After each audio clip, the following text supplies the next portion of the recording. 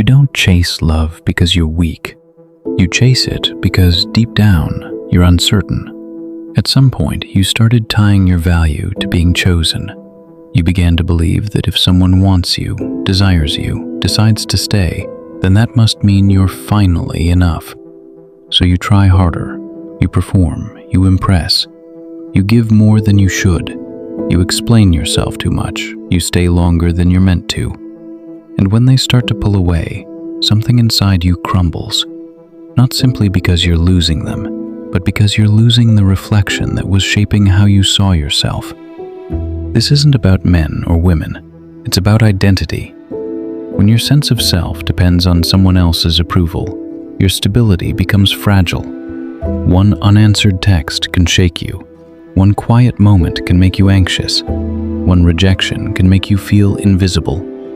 But what if the relationship isn't the real problem? What if the deeper issue is that you're still trying to earn a worth that was never supposed to be bargained for in the first place? When you're unsure of who you are, validation starts to feel like oxygen. A single compliment can brighten your whole day.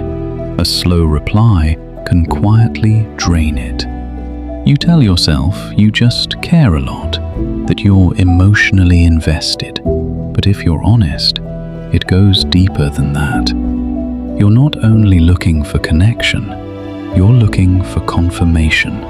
Confirmation that you matter, that you're wanted, that you're not easily replaced. And the more unstable you feel within yourself, the more intensely you reach for stability outside of yourself.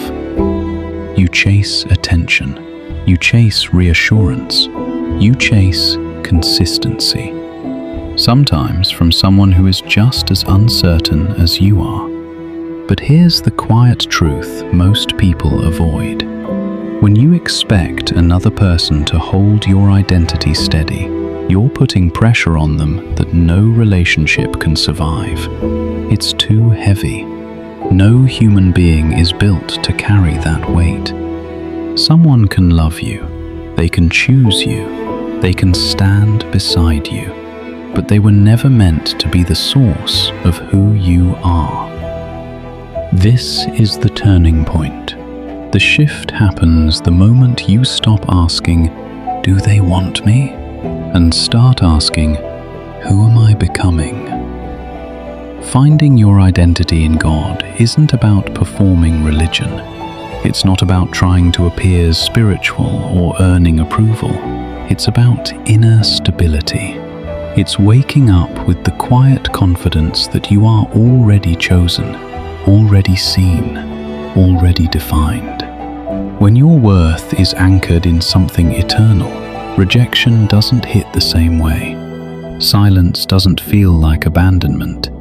Someone pulling away no longer feels like a final judgment on your value, because your value was established long before they entered your life. And slowly, something begins to shift inside you. You stop sending the extra text just to feel reassured. You stop over-explaining yourself to be understood. You stop shrinking who you are just to remain desirable. Not because you've become distant, not because you've grown cold, but because you've become secure. And secure people don't chase, they stand. Here's the part a lot of people get wrong. When you stop chasing validation, you don't lose love. You refine it, you filter it, because the moment you no longer need someone to complete you, you stop accepting what slowly diminishes you. You don't cling to mixed signals anymore. You don't romanticize inconsistency. You don't mistake intensity for intimacy. You move differently, slower, calmer, more aware, not detached, discerning. When your identity is rooted in God, you don't enter relationships wondering, will they choose me? You step in already knowing you're chosen, and that shifts everything. Your posture changes, your energy changes, You don't beg for effort. You don't compete for attention. You don't trade your peace just to avoid loneliness, because being alone no longer feels like the worst thing that could happen. Losing yourself does. And once you truly know who you are, you'd rather wait with peace than chase something that costs you your identity. Something powerful shifts the moment you stop chasing. Your energy changes. You're no longer walking into every conversation trying to prove your worth. You're not subtly bargaining for validation through attention, attraction, or affection.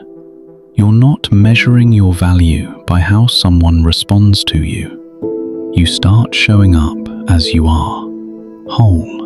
And whole people don't attach because they're afraid. They connect because it aligns. When your identity is rooted in God, you don't enter relationships starving for something to fill you. You enter them steady, grounded. You're not asking someone to save you from loneliness. You're inviting them into a life that already has direction. And that naturally changes what you attract. Because the right relationship isn't drawn to desperation. It's drawn to stability. Not to performance, but to peace. When you stop chasing validation, you stop radiating need. And when that need fades, the entire dynamic shifts. The right connection won't feel chaotic or uncertain. It will feel calm. Here's the quiet truth most people eventually discover.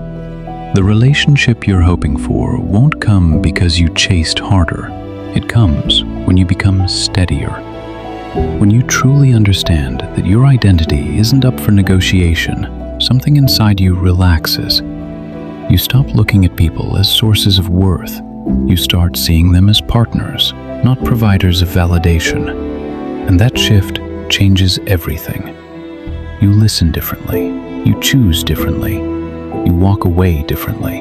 Not out of pride, out of peace. When God becomes the foundation of who you are, love stops feeling like a search for someone to complete you. It becomes an opportunity to contribute. You're not trying to fill an empty space anymore. You're bringing stability to the table. And the right relationship doesn't show up to rescue you. It shows up ready to build with you. You don't chase what's aligned. You become aligned. So ask yourself honestly, are you searching for someone to confirm your worth? Or are you becoming someone who already knows it?